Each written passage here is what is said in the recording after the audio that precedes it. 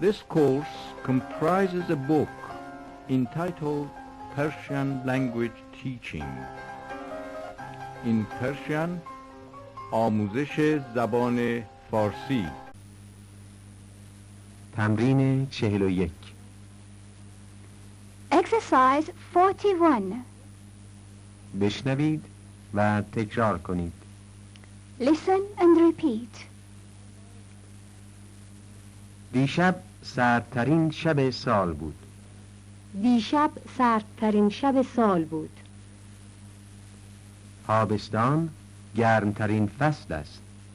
تابستان گرمترین فصل است. تابستون گرمترین فصله. تابستون گرمترین فصله. تابستون گرمترین فصله. حسن بهترین دانشجوی دانشگاه تهران است. حسن بهترین دانشجوی دانشگاه تهران است. حسن بهترین دانشجوی دانشگاه تهرانه. حسن بهترین دانشجوی دانشگاه تهرانه. برادر شما بهترین دوست پسر من است. برادر شما بهترین دوست پسر من است. برادر شما بهترین دوست پسر منه. برادر شما بهترین دوست پسر منه. بهار زیباترین فصل سال است. بهار زیباترین فصل سال است. بهار زیباترین فصل ساله. بهار زیباترین فصل ساله. زیباترین گلها کدام است؟ زیباترین گلها کدام است؟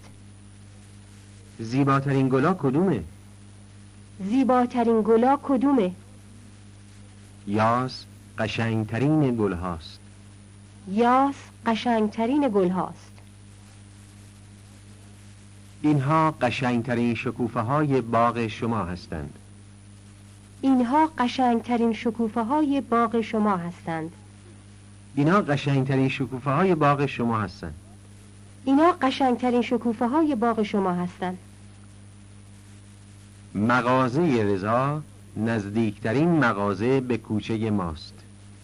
مغازه رضا نزدیکترین مغازه به کوچه ماست. مغازه رضا نزدیکترین مغازه به کوچه ماست. مغازه رضا نزدیکترین مغازه به کوچه ماست. بیشترین پول مال کیه؟ بیشترین پول مال کیه؟ این بزرگترین اتاق خانه من است. این بزرگترین اتاق خانه من است. این بزرگترین اتاق خونه منه. این بزرگترین اتاق خونه منه. ماهی لذیذترین غذای اوست.